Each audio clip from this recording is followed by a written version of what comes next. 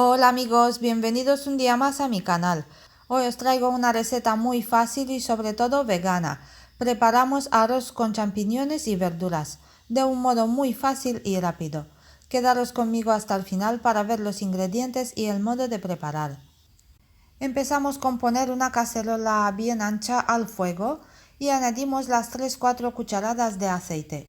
Dejamos que se caliente muy bien.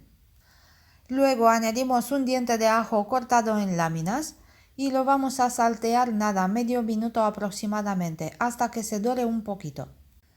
Después en el mismo aceite añadimos una cebolla que la hemos picado antes. También ponemos un trozo de pimiento rojo cortado en dados pequeños y una zanahoria cortada en rodajas finitas. Pochamos las verduras unos 3-4 minutos a fuego moderado. Añadimos también una pizca de sal para potenciar un poco más el sabor de las verduras. Removemos un poco y después tapamos la cacerola, porque de esta manera se va a formar vapor en el interior y las verduras se van a cocinar muy bien. Aquí tengo también los champiñones. Yo he utilizado de estos laminados que viene en bote, en conserva. También podéis utilizar champiñones frescos, pero estos en botes también están muy ricos, están ya cocidos, así que no tardaremos mucho en terminar de hacer esta comida. Si vais a utilizar champiñones de bote igual que yo, tenéis que escurrirlos muy bien antes de echarlo en la cacerola. Mientras que las verduras se están pochando, de vez en cuando levantamos la tapa y removemos para que se cocinen bien por todas las partes. Aquí tengo el arroz que he utilizado, como 3 puñados de arroz. Como veis, la taza no está muy llena. Ahora lo voy a poner en un bol y lo voy a lavar muy bien para quitarle el exceso de almidón. Cuando las verduras ya están pochadas, podemos añadir los champiñones y removemos muy bien para que se mezclen. Seguimos pochando las verduras con los champiñones otros 3 minutos a fuego moderado. Y aquí estoy calentando agua para cocinar el arroz. Si vosotros queréis poner un caldo de verduras o caldo de pollo, cada uno lo que quiere. Yo solamente voy a añadir agua. Yo he medido el agua. Para la taza aquella no muy llena de arroz, he utilizado 4 tazas no muy llenas de agua.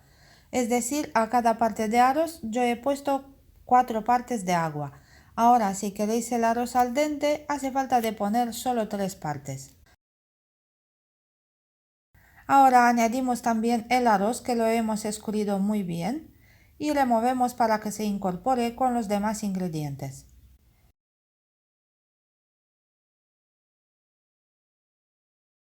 Añadimos un poquito más de sal y también pimienta negra molida al gusto de cada uno.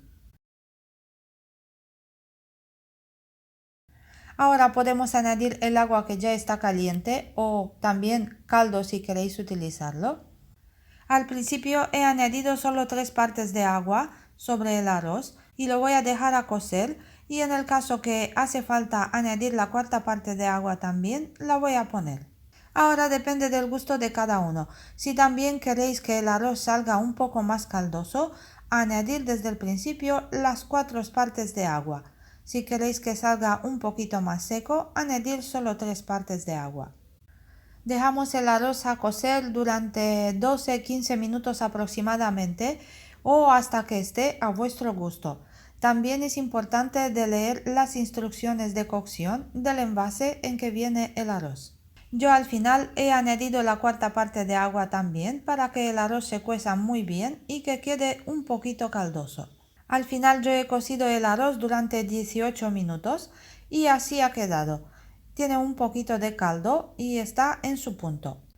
Ahora apagamos el fuego, tapamos la cacerola y dejamos el arroz que descanse unos 10 minutos antes de servirlo. Y antes de emplatar este delicioso arroz con champiñones, podemos añadirle por encima un poco de perejil verde picado, porque le va a dar un toque muy bueno. Y así ha quedado el arroz con champiñones y verduras. Como veis, tiene una pinta estupenda y además huele genial.